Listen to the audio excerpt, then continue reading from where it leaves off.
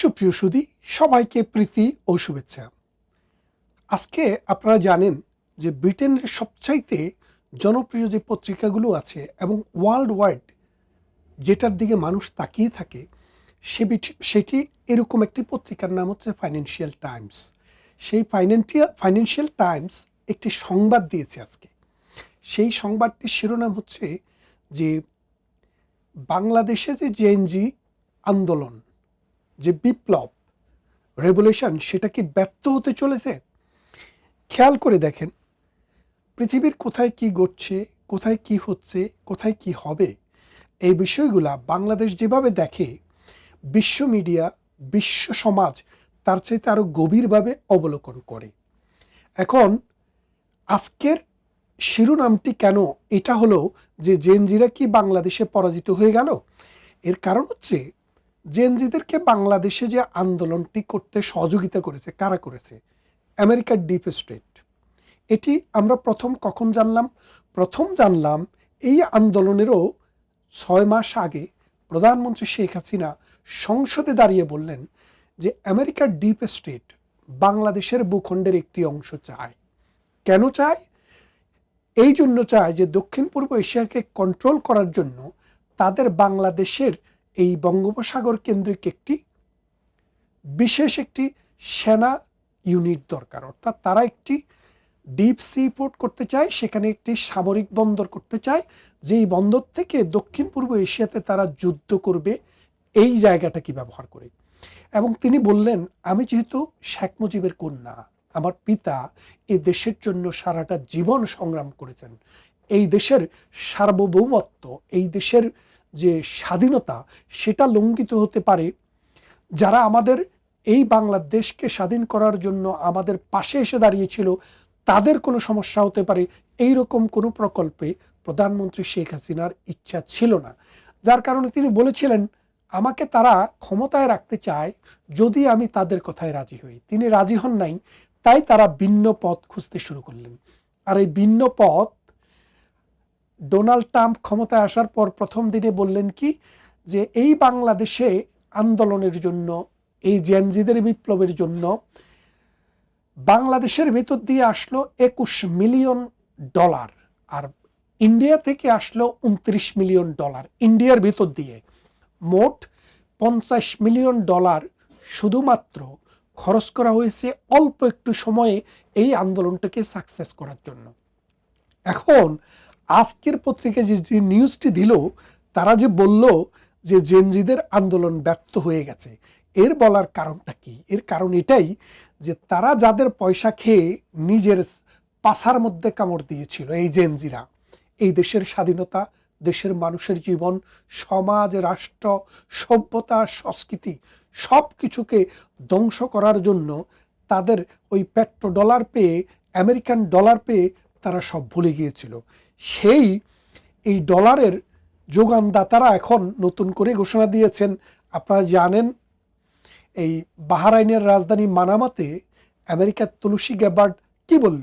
তিনি বললেন যে এখন থেকে আমেরিকার ডিপ স্টেট পলিসি, অর্থাৎ ডিপ স্টেট পলিসির মাধ্যমে অন্য দেশের সরকার পরিবর্তনের জন্য যে টাকা ব্যয় করতেন সেটা আর করবে না, সেটা বন্ধ। সেই ইতিহাস এবং গন কেস। সেই জন্য আমেরিকান ফান্ড যারা দিত, আমেরিকান এইড সহ নানান জায়গায় বেনামে নামে, ওই বাংলাদেশের এনজিও গ্রুপ যারা এগুলা খায়া পেট মোটা করেছে, শরীর মোটা তাজা করেছে কোরবানির হাটে বিক্রি হওয়ার জন্য, তাদের কিন্তু এখন আস্তে আস্তে শুকাতে তারা শুরু করছে। আমেরিকা এখন ডিপ স্টেট পলিসি থেকে বেরিয়ে এসছে। অন্তত আগামী 4 বছর যতদিন ডোনাল্ড ট্রাম্প আমেরিকার প্রেসিডেন্ট হিসেবে আছেন, ততদিন পর্যন্ত তিনি আর একটি টাকাও ব্যয় করতে রাজি নেই। কিসের জন্য? এই জেনজিদের এই প্রকল্পের জন্য। এবং আরও একটি বিষয়, জেনজিরা চেয়েছিল পতাকা বদলিয়ে ফেলবে, মানচিত্র বদলিয়ে ফেলবে, জাতীয় সঙ্গীত বদলিয়ে ফেলবে, এটিকে একটি ইসলামী রাষ্ট্র করবে। কিন্তু জেনজিদের কোনো কথাই বাংলাদেশে কার্যকর হয়নি। জেনজিরা একটি সুষ্ঠু নির্বাচনের জন্য ক্ষেত্র তৈরি করতে পারেনি।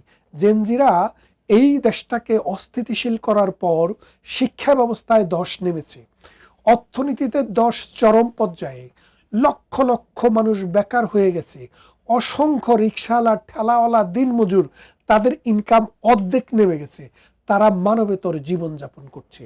এই রকম অবস্থায় বহির্বিশ্ব দেখলো যে ভোটের জন্য মানুষের কাছে গিয়ে তারা কি চাইবে? মানুষ কি বলতে পারবে যে আমরা কর্মসংস্থান সৃষ্টি করব? মানুষ কি বলতে পারবে যে আমরা শিক্ষা ব্যবস্থাকে উন্নত করেছি? পারবে না। তারা কি বলতে পারবে যে আমরা অবকাঠামো উন্নয়ন করব? তারা কি বলতে পারবে আমরা নারী শিক্ষাকে বৃদ্ধি করব? তারা কি বলতে পারবে সংখ্যালঘু সম্প্রদায়কে এই দেশে সুষ্ঠুভাবে, সুন্দরভাবে, শান্তিতে বসবাসের সুযোগ দিবে? তারা কি বলতে পারবে আপনার ঘরে চুরি হলে সেই চুরির বিচার হবে? তারা কি বলতে পারবে আপনার মেয়ে ধর্ষিত হলে সেই ধর্ষকের বিচার করতে পারবে? পারবে না। কারণ মানুষ গত 15 মাসে দেখেছে হত্যা, ধর্ষণ, রাহাজানি, খুন, ছিনতাই, গুম, জ্বালাও পোড়াও, বাড়ি জ্বালানো, বাড়ি দখল, গাড়ি দখল, জলমহল দখল, সমস্ত কিছু দখলে এই জেনজিরা নেতৃত্ব দিয়েছে। এখন বাংলাদেশের মানুষের কাছে গিয়ে চেহারা দেখাবার সুযোগ নেই। তারা এখন তলে তলে, কেউ বিএনপির কাছে 20টা সিট চায়, 3 জন মন্ত্রী চায় যে আমাদেরকে 20টি সিট দাও এবং 3 জন মন্ত্রী দাও, আমরা তোমাদের সাথে থাকবো। আবার জামাতকে গিয়েও বলে আমাদেরকে 20টি সিটের নিশ্চয়তা দাও, 3 জন মন্ত্রী দাও, আমরা তোমাদের সাথে থাকবো। খেয়াল করে দেখেন, মানুষের চরিত্রের একটা বিশেষ দিক হলো মানুষ হয় মৌলবাদী চরিত্রের হবে, সাম্প্রদায়িক চরিত্রের হবে, ধর্মাশ্রয়ী চরিত্রের হবে, অথবা সেকুলার চরিত্রের হবে। বিএনপি মৌলবাদী চরিত্রের নয়, আর জামাতে ইসলামী মৌলবাদী চরিত্রের জন্ম থেকে। তাদের সংবিধান হচ্ছে কোরআন, ধর্মভিত্তিক, ধর্মাশ্রয়ী একটা সংগঠন। এই দল করলে ওই দলের সাথে চলা সম্ভব না, কিন্তু তারা একই সাথে দুই দিকে কাজ কারবার করছে। তারাই পতিতা, তারাই খদ্দের। এইরকম একটা অবস্থায় আজকে জেনজি বাংলাদেশের তরুণ সমাজকে নিয়ে গেছে। তরুণ সমাজের মধ্যে একটা অসন্তোষ ছিল, অসন্তোষ থাকাটাই স্বাভাবিক। লম্বা সময় ধরে একজন সরকার প্রধান যখন রাষ্ট্র পরিচালনা করেন তখন মানুষের কিছুটা বিতৃষ্ণা আসতেই পারে, কিন্তু আজকে তারা বুঝেছে যে তিনি যেভাবে এই দেশকে, এই সমাজকে, এই দেশের অর্থনীতিকে, শিক্ষাকে, সংস্কৃতিকে এবং বিশ্ব সমাজে বাংলাদেশের ইমেজকে যেখানে নিয়ে গিয়েছিল, আজকে তার সব কিছু এই জেনজিদের, এই আব্বা ডক্টর ইউনূস এবং জেনজিদের গুরু এই জামাত সেটা ধ্বংস করে দিয়েছে। এখন জেনজিদের সামনে আর কোনো পথ খোলা নেই। জেনজিরা হয় বঙ্গোপসাগরে ডুবে মরবে, না হয় বুড়িগঙ্গার জল খেয়ে মরবে। এদিক দিয়ে ভারত বিশ্ব মহলে যে উদ্যোগ নিয়েছে যে বাংলাদেশে আওয়ামী লীগকে বাদ দিয়ে কোনো নির্বাচন হবে না, এবং আওয়ামী লীগকে নিয়েই কিন্তু বাংলাদেশে নির্বাচন হবে। সেই নির্বাচনটি ওই ফেব্রুয়ারিতে হচ্ছে না, সেই নির্বাচনটি আরও একটু দূরে চলে যাবে। তারপরেও সবাইকে নিয়ে নির্বাচন হবে এবং ডক্টর ইউনূসের অধীনে সেই নির্বাচনটি হবে না। ডক্টর ইউনূস ওই খালেদ রিয়াজের মতো এই সেফ এক্সিট নিয়ে দেশ ছেড়ে চলে যাবেন। শুনেছি আরও 5 জন উপদেষ্টা আছেন যারা অলরেডি পাকিস্তানের এবং আমেরিকার ভিসা লাগানোর জন্য ঘুরছেন। তো পাকিস্তান তাদেরকে নিশ্চিত করেছে ভিসা না পেলেও বিশেষ ফ্লাইটে করে পাকিস্তানে নিয়ে যাবেন। আর আমেরিকার ভিসা কারো কারো হয়ে গেছে, কারো কারো হওয়ার অপেক্ষায় আছে। তাহলে ব্যাপারটা দেখেন যে জেনজিদের এখন ত্রাহি ত্রাহি অবস্থা। এদিক থেকে ডক্টর ইউনূসের সরকার পালায়ন করলে প্রধানমন্ত্রী শেখ হাসিনা কিন্তু বাংলাদেশের সংবিধান অনুসারে আজকেও প্রধানমন্ত্রী। সুতরাং তিনি যদি দেশে ফেরেন, পুলিশ, আর্মি, আনসার, বিডিপি সবাই যদি সহযোগিতা করেন, তাহলে কিন্তু তিনি কিন্তু বাংলাদেশের প্রধানমন্ত্রী হিসেবেই ফিরবেন। দেশ শাসন করার জন্য নয়, দেশে গ্রহণযোগ্য ইনক্লুসিভ একটি নির্বাচন দেওয়ার জন্য। অপেক্ষা করুন, আরও অনেক খেলা পর্দার আড়ালে চলছে। আমরা যা দেখি সেটা আসলে সব কিছু না। আমরা তো এই জুলাই আন্দোলনে কোনো কিছুই দেখি নাই, কিন্তু এটা ঘটে গেছে। কিভাবে ঘটে গেল? ওই যে এই জেনজিদের বাপেরা হাজারে হাজারে টাকা দিয়েছে, অস্ত্র দিয়েছে এবং আর্মিদের একটা গ্রুপকে কিনে ফেলেছে, বিশ্ববিদ্যালয়ের শিক্ষকের একটি গ্রুপকে কিনে ফেলেছে, এনজিও গ্রামকে কিনে ফেলেছে। ঠিক তেমনিভাবে এখন ভারত চেষ্টা করছে প্রধানমন্ত্রী শেখ হাসিনা সহ অন্য সমস্ত দলের অংশগ্রহণে একটি সুষ্ঠু নির্বাচন, যার মাধ্যমে অ্যানার্কির অবসান ঘটবে এবং সুষ্ঠু ধারায় বাংলাদেশ আবার ফিরে যাবে। এখন একটা জিনিস খেয়াল করে দেখেন, জুলাই আন্দোলনের পর আওয়ামী লীগ কিন্তু নানান ফ্রন্টে কিন্তু যুদ্ধ করছে। সেই যুদ্ধটা কিসের যুদ্ধ? গণতন্ত্রের যুদ্ধ, সমাজতন্ত্রের যুদ্ধ, মূল্যবোধের যুদ্ধ, অসাম্প্রদায়িক চেতনার যুদ্ধ। এই যুদ্ধ আমাদের চলবেই।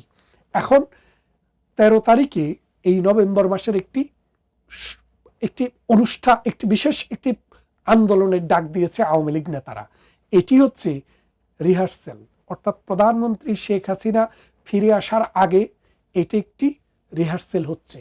এবং শুধু এই আন্দোলন নয়, আরও বড় আন্দোলন হবে। রংপুর থেকে, রাজশাহী থেকে, খুলনা থেকে, ফিরোজপুর থেকে, বরিশাল থেকে, কুমিল্লা থেকে, চট্টগ্রাম, রাজশাহী, যশোর, সব অঞ্চল থেকে লক্ষ লক্ষ কর্মী ঢাকায় জড়ো হবে। কতজনকে তুমি মারতে পারবা, তোমার বিচার হবে। এবং এই আওয়ামী লীগের কর্মীরা মাঠ ঘাট, পথ, রাস্তা, রাজপথ সবকিছু দখল করে নিবে এবং এই বাংলাদেশে আবার একটি তত্ত্বাবধায়ক সরকারের অধীনে সকল দলের অংশগ্রহণে নির্বাচন নিশ্চিত করবে। আপনারা যারা কর্মীরা আছেন, মনোবল ভাঙার দরকার নাই। মনে রাখেন, ডক্টর ইউনূসের এখন আর বেলা শেষ, কারণ তার যে ডিপ স্টেট, সেই ডিপ স্টেট এখন আর নাই।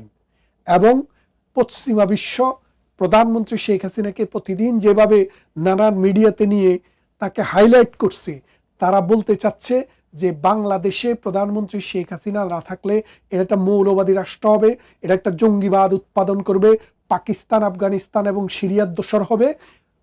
বিশ্ব এটা এফোর্ড করতে পারবে না। তাই প্রধানমন্ত্রী শেখ হাসিনা আসার পথ সুগম হচ্ছে।